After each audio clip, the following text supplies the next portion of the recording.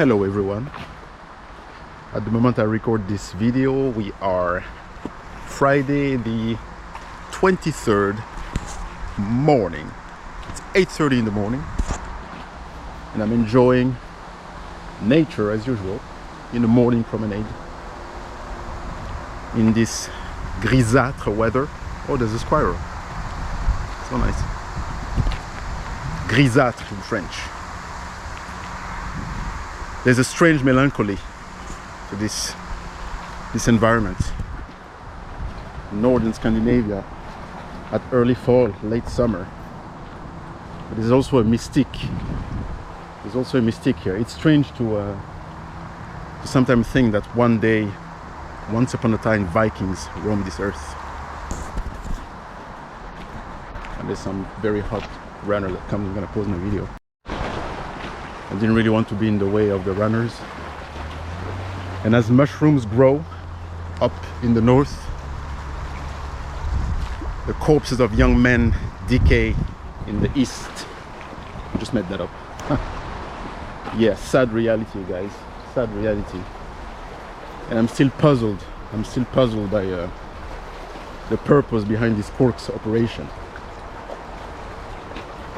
I mean, we've been talking a little bit on the previous videos about the situation of the ground and the tactical level, but today I would like to discuss a little bit on some potential theories about what does that imply on the strategic level, because war is only the extension of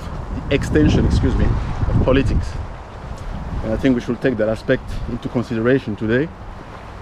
Try to figure out a little bit what's behind those brains and the mind of fools, you know, because men in a position of power are not automatically wise.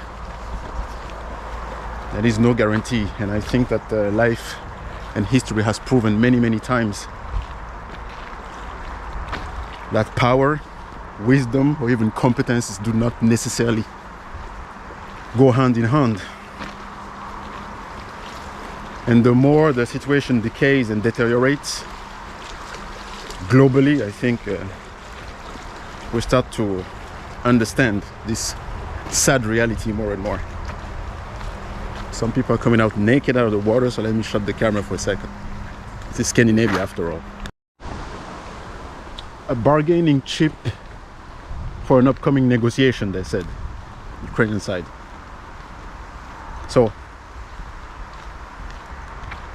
let's just take a 3,000 feet view on this. At the moment, the idea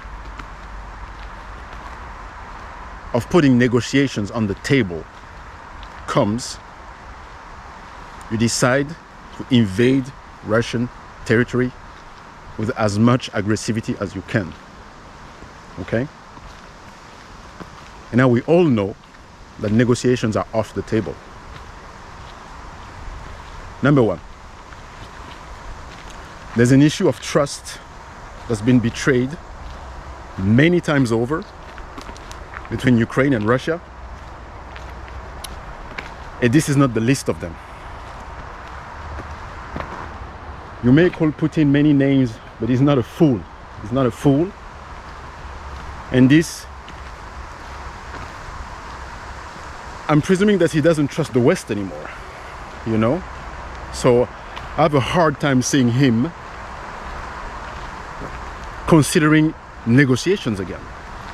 So this was a pretty bad move. Whoever came up with that needs to be fired or executed. Because this is going to cost more lives, it's going to ensure more destruction, and it's going to put Ukraine in a worse position than it already is. Because now the dogs are out, and I know that that Putin is preparing to really quash Ukraine now. He's been reining in his forces, reining in the power of Russia for a long time, and I'm afraid that now we're going to see something that we didn't expect before. I expect him to turn the heat up where it matters, because whatever those guys are doing in Kursk is not changing anything to what's happening on the Eastern Front as a whole.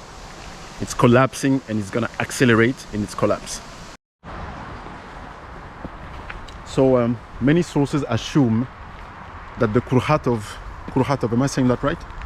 The Kurhatov nuclear power plant located in Kursk was one of the main objectives of this operation, and that eventually seizing it would yield leverage to Kiev during those negotiations. Well, as far as we're concerned, this has yet to be achieved, and there's no sign that this is going to be achieved, because the Russians are very aware of the importance of this Kurhatov nuclear power plant, and they're going to protect it with all their might. So this is going to be some work, guys, and God knows that work is pretty hard right now.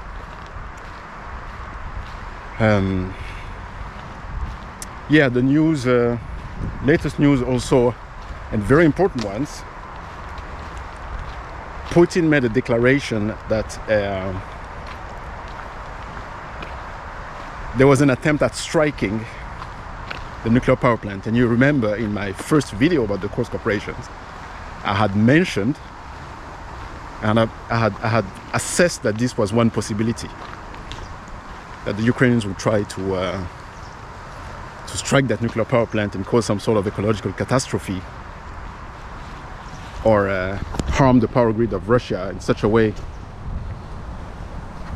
that it will deflect the attention and provoke Russia into a more aggressive response, maybe leading to some sort of forced NATO intervention. Gambling strategy, guys. Gambling. And